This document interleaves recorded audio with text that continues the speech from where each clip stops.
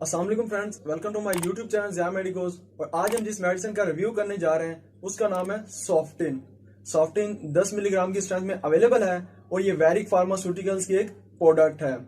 अगर इसके active ingredient की बात की जाए तो वो है लोराटेडीन। सबसे पहले लोराटेडीन की केमिस्ट्री को डिस्कस करते हैं। तो लोराटेडीन एक एंटी हिस्टामिन ड्रग है, यानी ये ब्लॉक करती है हिस्टामिन के एक्शन को। अब इसके मोड ऑफ एक्शन को डिस्कस करते हैं, लेकिन उससे पहले हम एलर्जिक रिएक्शंस को अंडरस्टैंड करते हैं।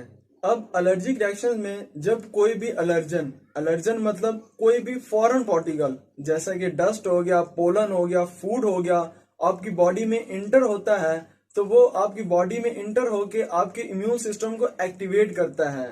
जब आपका इम्यून सिस्टम एक्टिवेट होता है तो वो प्रोड्यूस करता है स्पेसिफिक एंटीबॉडीज को। और हम जानते हैं कि पोलन के अगेंस्ट जो एंटीबॉडीज प्रोड्यूस होती हैं वो IgE एंटीबॉडीज होती हैं। तो जब IgE एंटीबॉडीज रिलीज होती हैं तो वो जाके बाइंड होती हैं मैस्ट सेल से। मैस्ट सेल जो कि आपके कनेक्टिव टिश्यूज में प्रेजेंट होते हैं और फर्स्ट लाइन ऑफ डिफेंस होते हैं जब कोई भी पोलन आपकी बॉडी में इंटर हो। तो जब IgE एंटीबॉडीज मैस्ट सेल से बाइंड हो जाएंगी तो ये स्टिमुलेट करेंगी मैस्ट सेल्स को कि वो रिलीज करे हिस्टामिन और दूसरे केमिकल मीडिएटर्स को। तो मैस्ट सेल रिलीज करेगा हिस्टामिन और दूसरे केमिकल मीडिएटर्स को। अब ये हिस्टामिन और मीडिएटर रिलीज होने के बाद H1 रिसेप्टर से जाके बाइंड होते हैं। H1 रिसेप्टर जो कि आपकी आई, नोज, थ्रोट, लंग्स और लीवर की सरफेस पे प्रेजेंट होते हैं उनके साथ बाइंड होंगे। तो जब ये उनके साथ बाइंड होते हैं तो ये सेल के अंदर एक सिग्नल ट्रांसमिट करते हैं कि वो फ्लूइड लीकेज करवाए। तो सेल फ्लूइड लीकेज करवाता है।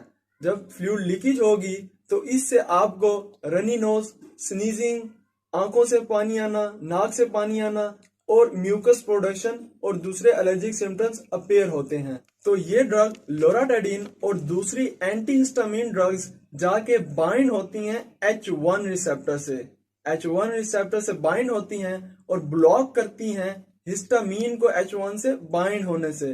तो हिस्टामिन H1 से बाइंड नहीं होता। तो जब हिस्टामिन H1 से बाइंड नहीं होता तो आपको फ्लूइड लीकेज और एलर्जिक सिम्टम्स भी अपीयर नहीं होते। मगर एक बात जान लें कि ये ड्रग हिस्टामिन की जो प्रोडक्शन है उस पे इफेक्ट नहीं करती, बल्कि ये हिस्टामिन का जो रिसेप्टर है जिसके साथ ये बाइंड होते हैं उसको जाके ब्लॉक करती है। अब इसके यूजेज और क्लिनिकल एप्लीकेशन को डिस्कस करते हैं। तो ये ड्रग एक एंटी एलर्जिक है। अगर आपको किसी भी किस्म की सीजनल एलर्जी हो, डस्ट एलर्जी हो, पोलन एलर्जी हो, फूड या वेजिटेबल एलर्जी हो, तो उसके लिए आप इसको यूज कर सकते हैं।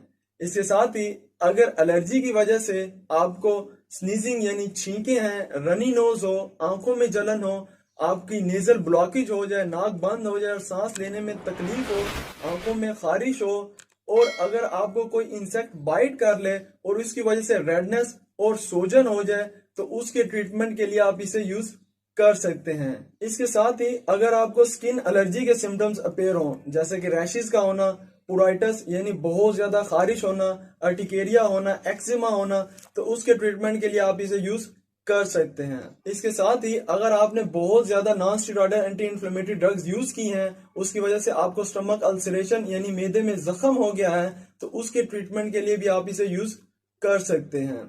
अब क्वेश्चन ये है कि लोराटेडीन दूसरी एंटी हिस्टामिन ड्रग से डिफरेंट कैसे है और क्या आपको इससे नींद आ सकती है या नहीं। तो इसका आंसर ये है कि एंटी हिस्टामिन ड्रग्स को दो जनरेशन में डिवाइड किया जाता है। एक फर्स्ट जनरेशन एंटी हिस्टामिन और दूसरी second generation anti histamine. First generation anti histamine में डाइफेनहाइड्रामिन, क्लोरफेनारामाइन इंक्लूड है, जिसके इनटेक से आपको ड्राउजीनेस आ सकती है। जबकि सेकंड जनरेशन एंटीहिस्टामिन्स में लोराटेडीन, डिसलोराटेडीन और फेक्सोफेनाडिन इंक्लूड है, जो कि नॉन ड्राउजी और नॉन सेडेटिव होती हैं, जिसके लेने से आपको नींद नहीं आती। अब इसके डोजेज और एडमिनिस्ट्रेशन की बात करते हैं तो आप इसको रोजाना एक टैबलेट यूज कर सकते हैं, मगर अगर आपको सिवियरिटी ज्यादा हो तो आप एज मैक्सिमम 2 तक ले जा सकते हैं।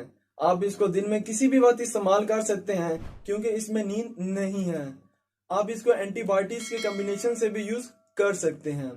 अब इसके साइड इफेक्ट्स की बात करते हैं तो इसके कॉमन साइड इफेक्ट्स में ड्राई माउथ होना, हेडेक होना, इंडाइजेशन होना और टाइटनेस यानी थकावट होना कॉमन है।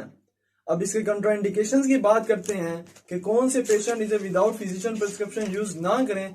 तो प्रेग्नेंट और लैक्टेटिंग वुमेन इसे विदाउट फिजिशियन प्रिस्क्रिप्शन यूज ना करें। इसके साथ ही किडनी और थायराइड के जो पेशेंट हैं वो भी इसे अपने फिजिशियन से कंसल्ट करके यूज करें।